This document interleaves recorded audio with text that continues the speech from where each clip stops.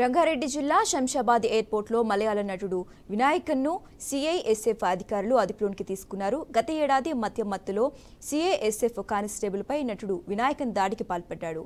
అయితే అధికారుల నుంచి వినాయకన్ అదుపులోకి తీసుకుని పోలీసులు విచారణ జరుపుతున్నారు.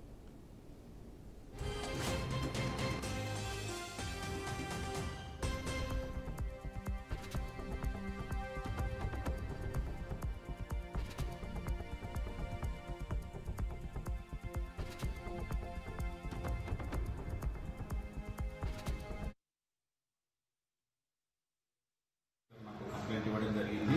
వాళ్ళు ఏంటంటే ఈ ఇండిగో 4:30కి వచ్చిన కొచ్చి నుంచి హైదరాబాద్ వచ్చిన ఇండిగో ఫ్లైట్ లో ఈ వినాయకన్ అనే వ్యక్తి వచ్చిందో ఆయన అక్కడి నుంచి ట్రాన్సిట్ లో గోవా వెళ్ళాలి.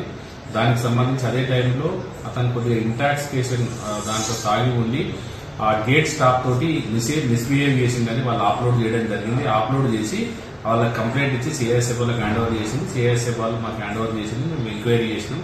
అతను కూడా ఇంటాక్సికేషన్ కండిషన్ లోనే ఉన్నాడు. దానికి సంబంధించి మేము ఈ సిటీ పోలీస్ యాక్ట్ కింద కేసు నమోదు చేసుకుని అది దర్యాప్తు చేస్తాం.